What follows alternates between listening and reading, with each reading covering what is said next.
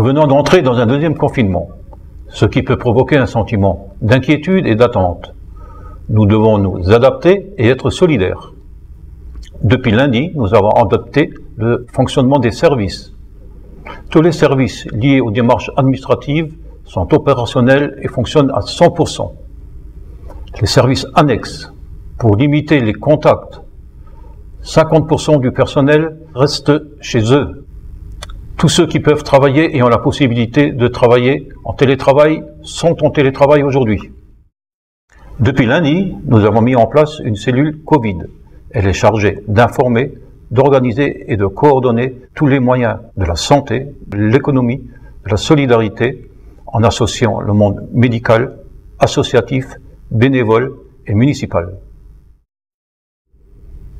Cette cellule va évoluer tout au long de ce mois et être à disposition par un numéro de téléphone ou par une adresse mail. Vous pouvez avoir tous ces renseignements sur le site internet de la ville. Depuis hier et encore aujourd'hui, on a pu remarquer devant les établissements scolaires des comportements inacceptables de la part de parents ou grands-parents venant chercher leurs enfants. Aucun geste barrière n'est respecté. Manque de port de masque. J'ai donc décidé, devant ces faits, de prendre un arrêté municipal de port de masque obligatoire devant tous les établissements scolaires relevant de la ville. J'ai également décidé de prendre un arrêté de port de masque obligatoire pour le parc municipal, où des lycéens entre midi viennent se grouper sans aucun respect des distanciations. Je sais que ces mesures sont contraignantes, mais elles sont nécessaires. Elles sont nécessaires pour la sécurité de tous. Ces derniers jours, certains maires ont pris un arrêté d'autorisation d'ouverture des magasins en ville. Je comprends leur décision, mais cette décision n'est que temporaire. C'est plus un cri d'alarme pour nos commerçants qu'une aide à nos commerces qui en ont tant besoin et ont tant souffert ces derniers mois, voire ces dernières années. C'est pour cette raison que j'ai décidé pour Saint-Avold de ne pas prendre d'arrêté. Nous avons des commerçants responsables.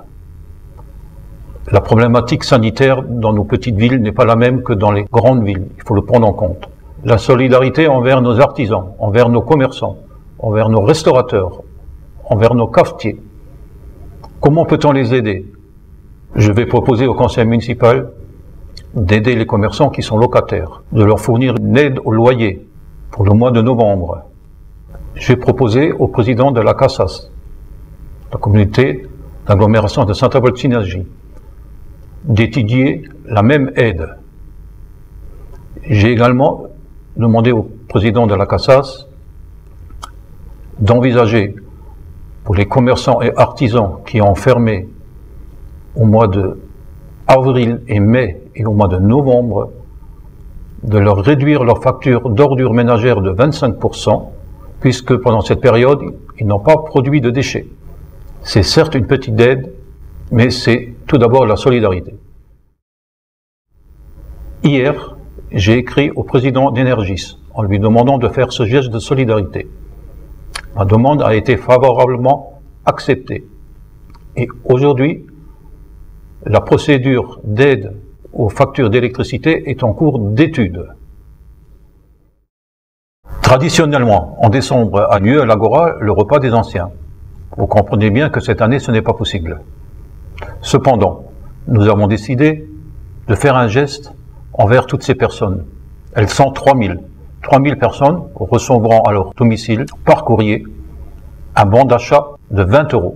Il sera valable chez les commerçants, chez les restaurateurs, chez les cafetiers, chez les coiffeurs, chez l'ensemble des artisans de la ville hors zone commerciale.